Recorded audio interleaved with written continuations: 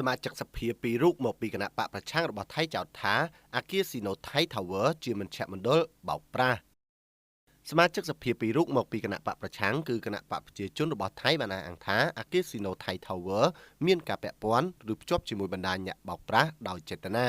យ៉ាងណាក៏ដោយសមាជិកសភាទាំងពីររូបក៏ត្រូវបានក្រុមហ៊ុនដាក់ពាក្យបណ្ដឹងបរិហាកេលើការបង្ហោះតាមប្រព័ន្ធផ្សព្វផ្សាយសង្គមដែលភ្ជាប់ទ្រព្យសម្បត្តិរបស់ក្រុមហ៊ុនបត់សម្ព័ន្ធទៅនឹងបណ្ដាញបោកប្រាស់ក្រុមហ៊ុន Sinothai Engineering and Construction Public Limited បានចាប់ផ្ដើមចំណាត់ការផ្លូវច្បាប់ប្រឆាំងនឹងសមាជិកសភាពីររូបមកពីគណៈបកប្រឆាំងដោយដាក់ពាក្យបណ្ដឹងបរិហាកេលើការបង្ហោះតាមបណ្ដាញប្រព័ន្ធផ្សព្វផ្សាយសង្គមដែលភ្ជាប់ទ្រព្យសម្បត្តិរបស់ក្រុមហ៊ុនបត់សម្ព័ន្ធទៅនឹងបណ្ដាញបោកប្រាស់ដែលត្រូវបានចោទប្រកាន់កាលពីថ្ងៃទី20ខែតុលាឆ្នាំ2025ក្រុមហ៊ុនសំណង់និងក្រុមហ៊ុនបត់សម្ព័ន្ធរបស់ខ្លួន ATR ក្រុមហ៊ុន Limited បានបញ្ជូនមេធាវីទៅកាន់ប៉ុស្តិ៍ប៉ូលីសថងលើដើម្បីចាប់ផ្ដើមដំណើរការផ្លូវច្បាប់ប្រឆាំងនឹងសមាជិកសភាសភាមាត់មិឆាយនុតនិងរកឆាន់នុកស្រីនុកដែលជាសមាជិកសភាទីក្រុងបាងកក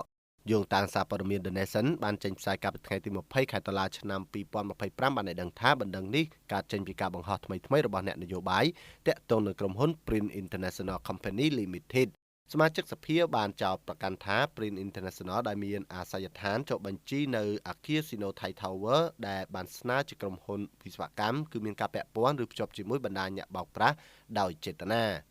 Sinothai កំពុងបន្តការចោទប្រកាន់ក្រោមបទបរិហាកេដោយការផ្សាយពាណិជ្ជកម្មនិងបទល្មើសពាក់ព័ន្ធផ្សេងទៀតដោយស្វែងរកការផាកពិន័យពេញច្បាប់អនាគតរបស់លោកអ្នកកាន់តែភ្លឺស្វាងដោយសាកលវិទ្យាល័យ Bill Braille